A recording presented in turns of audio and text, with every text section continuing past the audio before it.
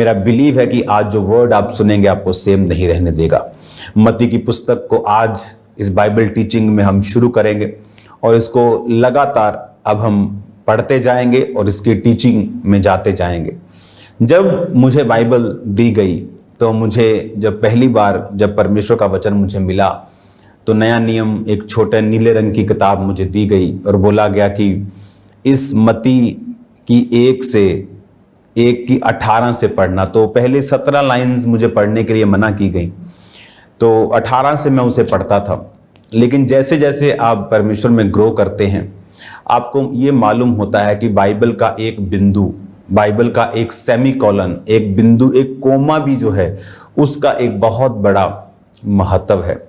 Bible कहती है, पौलुस ने एक जगह लिखा कि दाखरस के मतवाले ना बनो। और अगर आप बाइबल के उस पद को बड़े ध्यान से पढ़ेंगे तो उसमें आपको एक बड़ी शानदार एक चीज आपको नजर आएगी। जब आप इफिसियों 5 उसकी 17 आयत पढ़ते हैं, इस कारण निर्बुद्धि ना हो पर ध्यान से समझें प्रभु की इच्छा क्या है, दाखरस से मतवाले ना बने। अगर आप इसे इंग्लिश की भाषा में पढ़ते हैं तो उसमें लिखा, जब आप इफिसियां 5 उसकी आप 17 आयत को पढ़ते हैं और अगर आप उसे इंग्लिश में पढ़ते हैं तो उसमें लिखा है कि Therefore do not be foolish but understand what the Lord's will is. Do not get drunk on wine. आप अलग अलग भाषाओं में अगर बाइबल पढ़ेंगे तो जहां पर ये लिखा है दाखरस से मतवाले ना बनो, तो यहां पर कॉमा है। पर अगर आप ओरिजिनल भाषाओं में भी पढ़ेंगे तो वहां पर एक सेमीकोलन है। कॉमा सेमीकोलन का मतलब यह है कि अभी सेंटेंस पूरा नहीं हुआ। परमेश्वर ने यह कहा है कि तुम दाखरस से मतवाले ना बनो, पर पवित्र आत्मा से जो है वो परिपूर्ण होते जाओ। अगर आप उसको आगे पढ़ेंगे तो उसमें लिखा हुआ, और जब आप 18 आयत को पूरा पढ़ते हैं तो उस 18 आयत के बाद भी फुल स्टॉप आपको नजर नहीं आएगा, आपको कोमा नजर आएगा। इसका मतलब क्या, इसका ये मेरे आज के टॉपिक में नहीं है, लेकिन समझाने के लिए कि वचन क्या है। आप देखेंगे यहां कोमा आएगा 18 आयत में कि आत्मा से परिपूर्ण होते जाओ। 18 आयत खत्म हो गई। जब आप एक लाइन को खत्म करते हैं तो आप फुल स्टॉप लगाते हैं कि लाइन खत्म। 19 आयत शुरू। 19 में जब आप लिखा तो 18 आयत को खत्म नहीं किया। क्यों पौलुस ने उसको फुल स्टॉप से खत्म नहीं किया?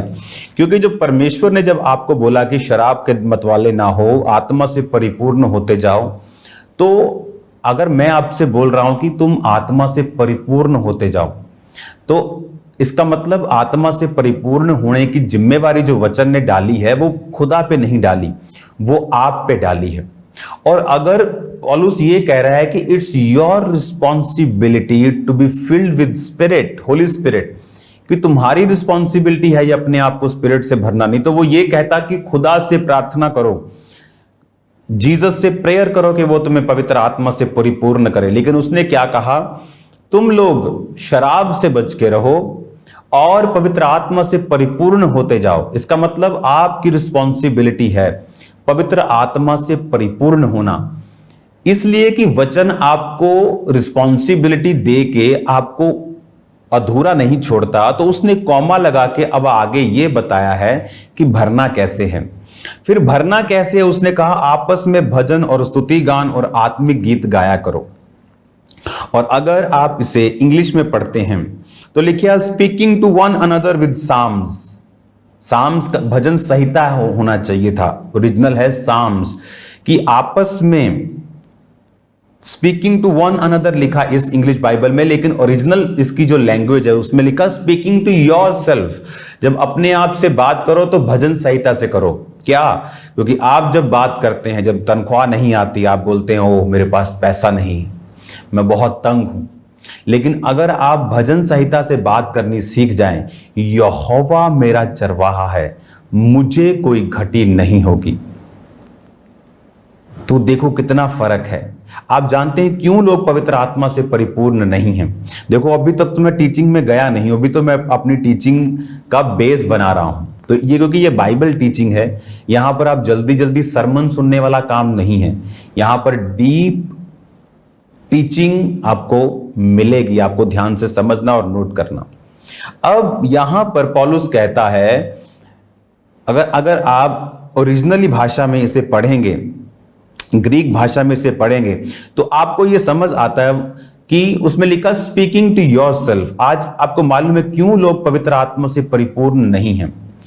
क्योंकि वो कहते हैं जो वो महसूस करते हैं, और वो एक्सप्रेस करते हैं जो उनके आसपास घटता है। दाऊद गोलियत मार पाया, क्यों? बाकी भी गोत्र थे, बाकी भी इजरायली थे, कोई हिम्मत नहीं कर सका गोलियत के खिलाफ उठने की। रीजन? क्योंकि बाकी सब लोग पवित्र आत्मा से परिपूर्ण नहीं थे। अगर बाकी लोग पवित्र आत्मा से परिपूर्ण नहीं थे तो वो गोलियत भी नहीं मार पाए। दाऊद पवित्र आत्मा से परिपूर्ण था। अगर आप भजन संहिता में पढ़ेंगे तो किसने लिखा है? मोस्टली दाऊद ने। मैं ना डरूंगा, यहोवा मेरा चरवाहा है, वो मेरी ढाल है, यहोवा मेरा शरण स्थान है। वो उसने तब लिखा जब वो उसकी जिंदगी में डर था, जब शाऊल उसकी जिंदगी के पीछे था, लेकिन वो मुंह से क्या बोलता था? मैं ना डरूंगा, मनुष्य मेरा क्या कर सकता है। हालेलुया। इसीलिए वो भजन संहिता से अपने आप से बात करता था, सिचुएशन के हिसाब से बात नहीं करता था कि पॉकेट में मनी है तो हो मैं मर गया, तंग हो गया। पॉकेट में मनी है तो थैंक यू जीसस, नहीं है तो मर गए, तंगी आ गई। चंगियाई है, थैंक यू जीसस, अगर नहीं है कर्स यू जीसस। सिचुएशन के हिसाब से जो लोग चलते हैं वो पवित्र आत्मा से परिपूर्ण नहीं हो सकते। उसने कहा पवित्र आत्मा से परिपूर्ण होते जाओ, पर आपस में भजन, स्तुति, गान, आत्मिक, speaking to yourself with harms, psalms, hymns, कि गाने गाते रहो प्रभु के। गाने तो तभी गाएंगे जब गाने सुनेंगे, गाने तभी सुनेंगे अगर समय पर चर्च पहुंचेंगे। हम तो तभी आते हैं जब टेस्टिमनीज शुरू होने वाली होती हैं। तो अगर शाम हमने सुना ही नहीं भजन तो वो स्पिरिट में क्या आ जाएगा? मैं जब चर्च में होता था, जब सॉन्ग सुनता था, तो वो सॉन्ग मोस्टली पूरा हफ्ता मेरे स्पिरिट में चलते थे। तो सारा हफ्ता वो सॉन्ग स्पिरिट में चलते जाते थे। तब अगली मीटिंग आ जाती, भूलने वाले तब अगली मीटिंग आती थी, अगली मीटिंग में सुनना। तो जितना हम अपने आप को माहौल में रखते थे, पवित्र आत्मा की भरपूरी आप में उतनी रहती है। तो एक कौमे की मैंने आपको वैल्यू बताई है। अब मैं आता हूं आज के वचन के ऊपर। तो आज जो है हम पढ़ेंगे मत्ती की पुस्तक, क्योंकि मुझे ये 18 बाब से पढ़ने के लिए बोला गया था और मैंने कभी भी इसको 1 से लेकर 17 आयत तक नहीं पढ़ा।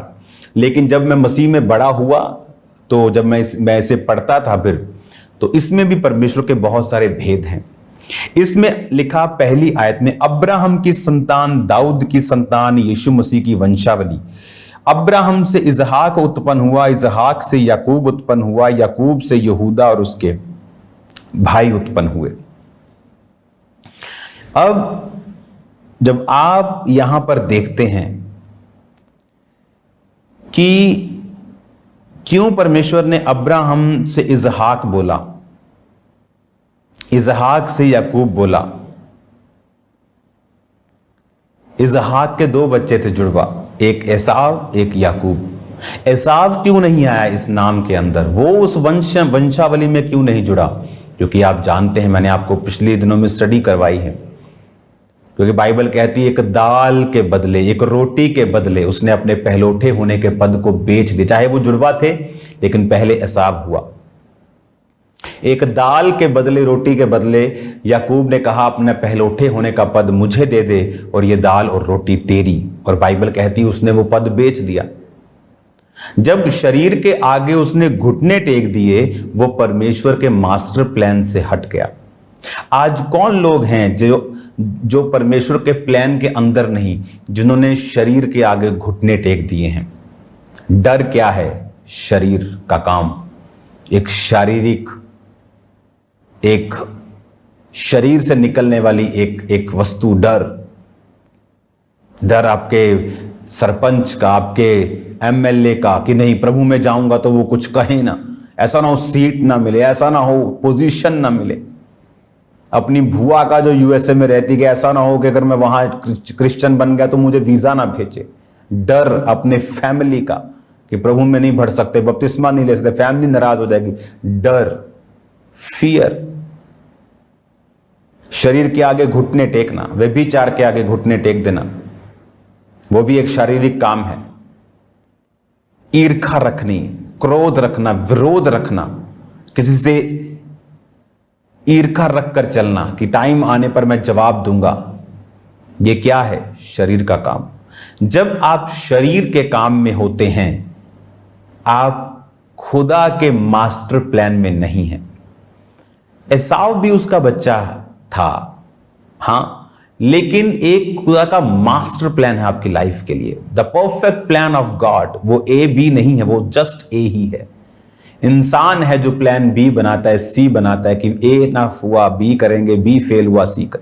खुदा का प्लान फेल नहीं होता, वो अनफेलेबल, वो इनफेलेबल, कुछ उसका फेल नहीं, वो इनफेलेबल है, वो सदा पास होता है, उसका वचन ताया हुआ है, बाइबल कहती है। अब परमेश्वर की जो योजना है, जो मास्टर प्लान है आपकी लाइफ में, अगर आपने शरीर के आगे घुटने टेक दिए तो वो शिफ्ट होता है। बाइबल कहती, मैंने तेरा राज्य एक ऐसे व्यक्ति को जो तेरा पड़ोसी है और तुझसे अच्छा है, उसे दे दिया है। तो परमेश्वर तो अपनी योजना को छोड़ता नहीं। एक काबिल नहीं ठहरता, दूसरा नहीं ठहरेगा, तीसरा, उसे अपना काम करना आता है। लेकिन आप अगर शरीर के कामों के नीचे हैं तो आप भी इमेजिन कर सकते हैं कि आप भी उसके मास्टर प्लान में नहीं हैं।